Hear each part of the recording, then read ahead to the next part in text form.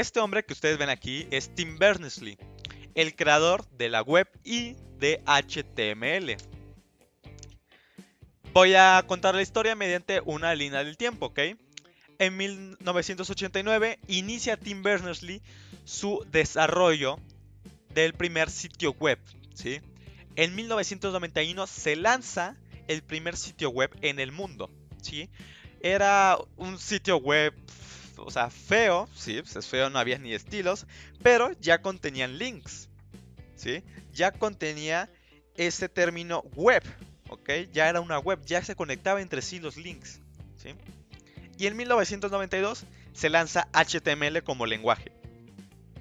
Aquí de seguro puede que tengan algunas dudas de cómo puede ser que se lanza la web en 1991 y hasta después se lanza HTML. Pues te comento, en 1991 sí se trabajó bajo HTML, sí trabajó Tim Berners-Lee con HTML, pero en ese tiempo es un HTML muy verde, ¿sí? Todavía no maduraba del todo.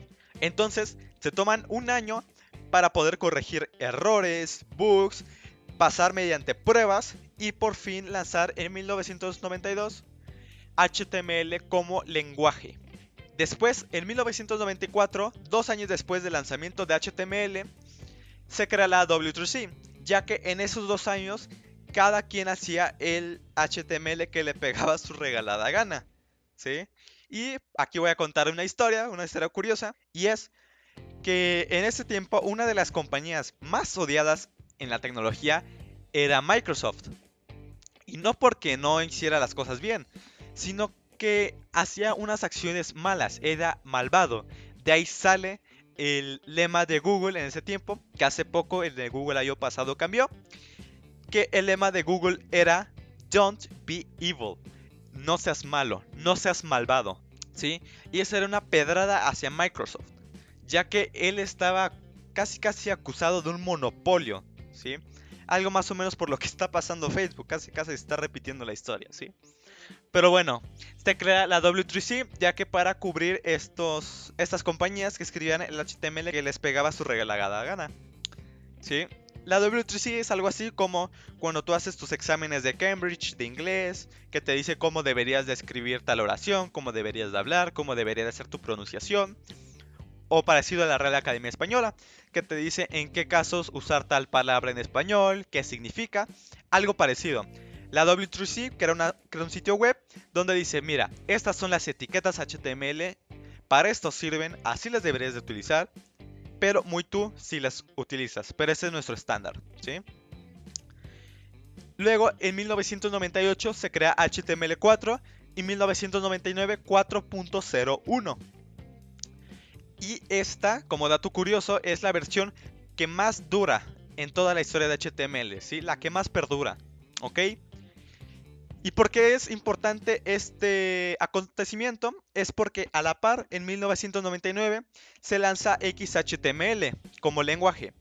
XHTML es una combinación entre XML, que es otro lenguaje de marcado, y HTML. ¿Y quién creen que la creó? La creó la W3C. Ahí les va otra historia.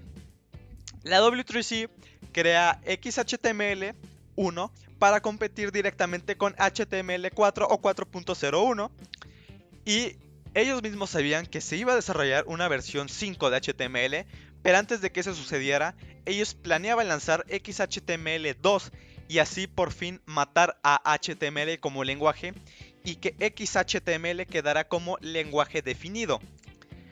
Pero en 2004 se crea un grupo que se llaman la WAT-WG, la cual es un grupo de ingenieros de empresas de la tecnología, ya sea Microsoft, Google, Apple, Netscape, en este caso Firefox, ¿sí? Y ellos apoyaron y apoyan HTML. Y ahí inició la guerra HTML x HTML. Pero estos de la WAT-WG en 2008 crean el gran aclamado y el gran nombrado HTML5. Con la llegada de HTML5 se mueren dos. Se muere XHTML y se muere Flash. Vamos a explicar una por una. XHTML se muere ya que la W3C ve el impacto de HTML5 y ellos mismos admiten tenemos que matar a XHTML y actualmente no se sabe ya nada de este lenguaje, ¿sí? ¿Y quién más murió? Murió Flash. Flash ya había recibido un golpe grandísimo por parte de Apple, ¿sí? Ya que Apple fue de las primeras empresas en no incluir Flash en sus tecnologías, en este caso en su dispositivo principal, su iPhone, ¿sí? El primer iPhone que presentó, pueden ver la conferencia, explica Steve Jobs que no va a incluir Flash en su iPhone, ¿sí? Incluso hasta hay una carta que está en el dominio en la página web de apple.com, si usted la quiere leer. Y HTML5 fue el golpe final, ¿sí? El golpe de gracia que dio para matar a Flash, ya que HTML5 contenía novedades que no era posible, que solamente era posible con Flash, ¿sí? En un momento las vamos a repasar. En 2014 se convierte en un estándar HTML5. Es algo parecido con lo que pasó aquí, que HTML se empezó a trabajar desde 1991, pero se lanza de manera oficial en 1992. Es algo parecido. HTML5 se presenta en 2008, pero se convierte en un estándar, ya pasó todas las pruebas y es seguro de utilizar en 2014. Y con eso llegamos a nuestros años. Llegamos a las nuevas versiones o especificaciones, ¿sí? Que es 2016 HTML 5.1, 2017 HTML 5.2 y la actualidad HTML 5.3.